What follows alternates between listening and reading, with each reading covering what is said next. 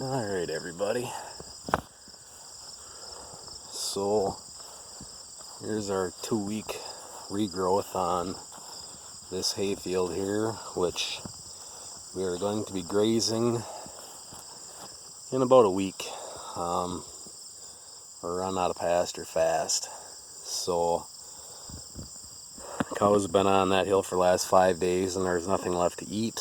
So I moved in this afternoon after finishing that custom baling job for the goat farm. I put them up there. There is about a couple days worth of feed up there for them. So they're going to stay up there for a week, and I'm going to keep feeding hay in the yard to kind of supplement them. And then in about a week, I'm going to put them out here. I'm guessing there's probably going to be about a week out here with hay. That's the way it goes. The grass just has not been growing very good this year. And up in that flat up there, the hay is actually better than this little side hill right here, but there's not a lot there. Hopefully in one more week it grows up quite a bit. But I was talking with some buddies throughout the day on Snapchat and Messenger and everything about cover crops and issues everybody's having, and you can see down there, you can see really spotty. You'll see a little bit of green here and there where there's some oats coming or some winter rye coming or some soybeans coming, but the first 2 rows kind of suck. But then if you come over here in like the second pass, it looks like it was planted with a corn planter, and you can see the 2 rows, 3 rows that really stand out. 2 rows, it measures out perfect to be where those 2 other wheels are that I changed. So I'm gonna blame this on too low of a rate of a seed rate and too deep.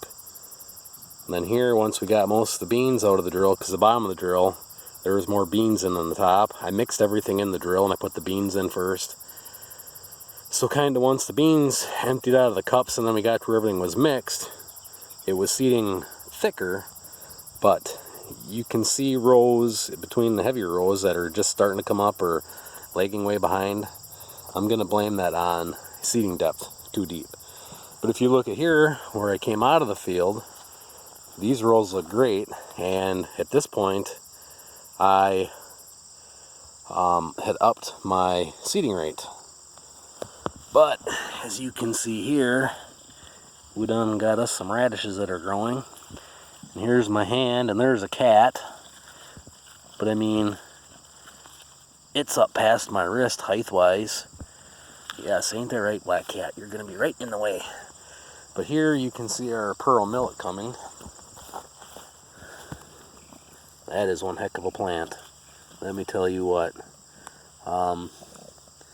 I really think a guy should have planted more pearl millet, because it's nice and thick,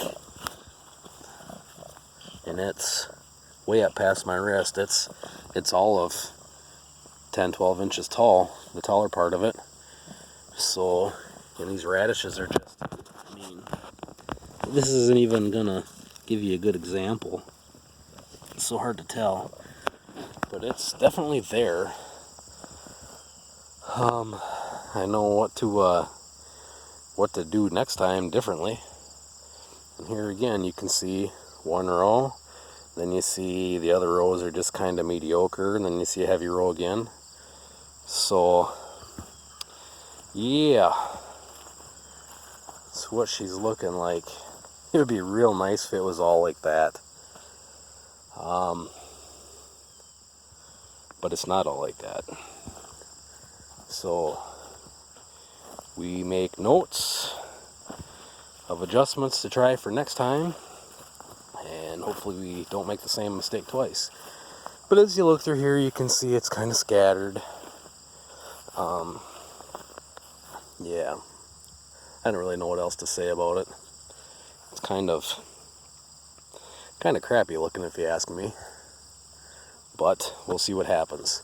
Plan is, cows are where they're at right now for a week. They're going to go on there for a week, and they're going to go back up on the hill for a week, Hopefully by then we've got corn chopped off, and I think we're going to chop this one off. I think we're going to chop the back one and this one, and we're going to plant cover crops on both of them. Just with how short we are on hay this year, I think I'm going to end up chopping this cornfield off. I'm going to leave the back square part. I'm going to end up running over corn to break that field, but it is what it is. We need forage, so we're going to end up chopping these two fields back here and getting cover crops planted. On that, I don't know, I'm looking at possibly the last week of August. I think that's going to be too late for pearl millet, so we're just going to do the oats, rye, and radish. So that's the plan back there. You can see these radishes are coming in nice. They are doing really good. And this pearl millet has really taken off. So, but then if we go over here, you can see I don't know, you guys can't see that backfield, but they did get that one covered with the dairy manure. Zap. And they were working on this field yesterday, and the guy who was hauling manure, he had a bachelor party last night, so I'm sure they stayed out too late, so he didn't haul any today. And I don't think he'll haul tomorrow either. I think it'll be Monday. You can see they're putting her down pretty thick, and it's not really watery. It's pretty thick stuff. So there's a lot of fertilizer right there, which is good. This needs it bad on the side hill. It'd be interesting to see. You got a little carried away on the outside here and peppered my corn a little bit. It'll be interesting to see if this corn lives or dies. He peppered her pretty good. So that'll be interesting to see what happens. And then I made the decision to cut my hay up here today. This orchard grass is turning brown and petering out, so I thought, you know what, we're just going to cut it and bale it. And if they still have more manure to haul, I'll ask them to put a light coating on that field. Maybe it'll come back. I don't know. It's hard to say what'll happen, but he's got to finish covering this first. I want this covered heavy. I would rather this be covered heavy and this not see anything than to just go a light spreading on there and a light coat on here. So I don't know, we'll see. You put her on there nice and thick though. And I don't know, I should have been looking at the corn all the way, but if you look at the corn, you can see how the corn gets shorter as it goes up that sandy ground. So it needs all the help it can get. This orchard grass is coming back. That's kind of why I made the decision to cut it, because this stuff that was cut looks a heck of a lot better than this stuff up here that went through that dry period and is all brown and kind of sick looking. So I thought, you know, well, here I can show you some that didn't get cut. I mean, it's not terrible, but I was kind of hoping if I cut it, it would kind of prompt it to come back. And the foxtail's coming too, so I want to get the foxtail cut before too much of it goes to seed. The problem with the foxtail is when you get that big seed head on there, it pokes the cows inside of their mouth. So, but it's a pretty sappy looking second cutting, you know, for how late we are. So far this year we're less than half of what we normally produce. Pretty sad. So we're going to be chopping more corn silage this year to make up for our shortcomings on hay. But it's what you got to do, right? So yeah, I just cut this an hour ago. Leave it late till tomorrow afternoon, then we'll tet it out. And then hopefully bale it on Tuesday. There's the piggy butts up there searching for stuff to eat. You can see the corn up here looks really good. It's been pollinated for a couple weeks now. I'm not going to peel back any ears, because if I start peeling these open to look, the deer find them and then they get even worse at damage to the corn. So I just kind of wait, and you'll see this start filling out more, and you'll see the end of this start to open up on its own. Once it gets to that point, then I'll start opening them up a little bit more, because then we know we're getting really close to chopping. But for right now, I'm guessing 2 weeks, I think. All right, big guy. So yeah, that's what we're looking like here. I think we're just gonna leave this field to pick this one and pick the back 2 acres that's gonna be left in the land over the hill by the bean field. We'll combine that one. But yeah, we're getting our fertilizer spread here. So yeah, hopefully that makes stuff grow like crazy next year. Here you can see as we're going up the hill, the corn gets shorter. And earlier today it was looking like pineapple, but of course sun's going down, it's cooling down now, it's relaxing a little bit. But here you can look all the way down there and see that as you start coming up the sandy hill, it starts getting shorter. So we're going to focus on putting a lot of manure. It's what needs the most organic matter to help the soil hold as much moisture as possible.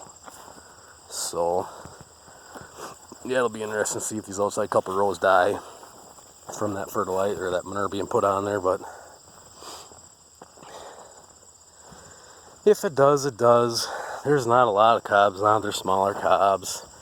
They're in a droughtier area of the field anyway, so they're going to be small. So if they do die, we're still going to be able to bale the corn stalks for bedding, so it's not a total loss. But you see, he's been peppering it on there pretty good for me, which I'm very appreciative of. It's hard to beat liquid manure or dairy manure like that, so come out of a freestall barn. There's not really any sand and there's no bedding with it, so it's some pretty good stuff. USDA prime choice, boys. That's what we're looking like down this side. We got us some corn. Got a long ways to go yet, but gotta be optimistic. Anyhow, that's just a little quick update. That pearl mill looks really good. Like I say, it should have just been planted heavier, at a higher rate. So that's the only thing I would change with that. And then the planting depth, I think, should have been a little bit shallower. So if anybody's thinking about growing that, shoot for a 1/4 inch. I think that was planting probably closer to 1/2 inch. That's just I've got the wheels set as shallow as possible, and that's what I get. I'm gonna have to use some cylinder stops on my hitch on there and try and hold the front end up higher, so it will kind of hold up on the front end so it doesn't plant too deep on the next stuff. So I almost wish now I never sold that old John Deere Van Brunt. I always had really good luck no-tilling with that. And who knows, they're a dime a dozen on Craigslist. Maybe I'll buy another one. Who knows? But anyhow, that's just a little quick update on the cover crop and the manure that I'm getting, and our second cutting of hay, which is pitiful. So yeah, anyhow, thanks for watching.